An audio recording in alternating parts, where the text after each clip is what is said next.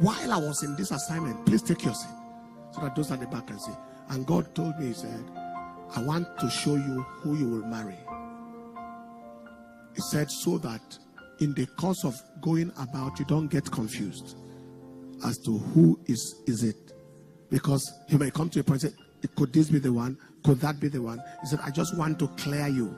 Isn't that wonderful? I heard that in the course of service.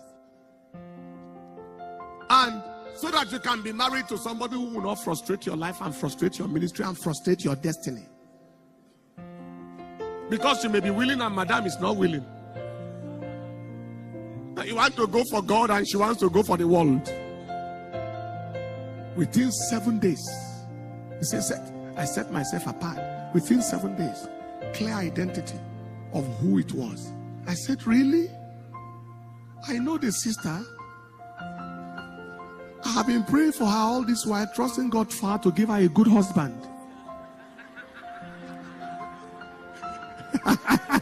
He said, you are a good husband. That was the truth. I mean, it wasn't in my mind at all, but that direction came in the course of service. I was in the same university with my husband, in the same medical school for how many years? How many years was this? I was in my fourth year or fifth year? Fourth year. I was in my fourth year. And I had never seen him. My husband, that's Brother Paul then. I didn't know him.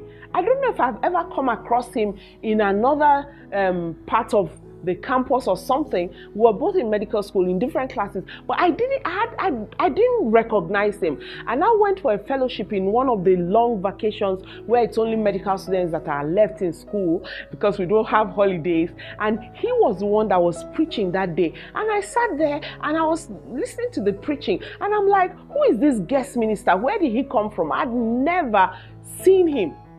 Of course he knew me because I was the professor's daughter.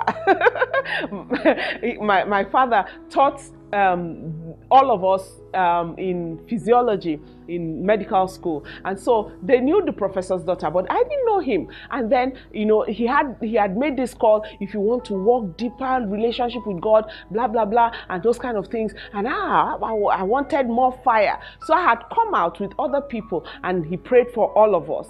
And then after that meeting that day, he said, sister, have you ever prayed in tongues for 1 hour at a stretch? I said, can anybody pray in tongues for 1 hour at a stretch? He said, yes, definitely. So this is your assignment, you go do that. And one thing led to another, and then, cut a long story short, here we are married today.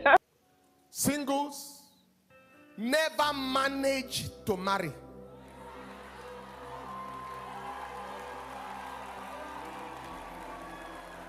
Let me say it again. Never manage. That is, let me just marry him. Even though it's not a perfect picture of the man I'm looking for.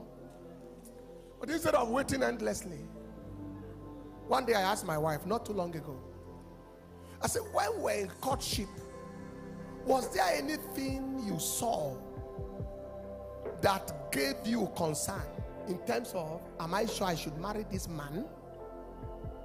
And her answer is a capital no.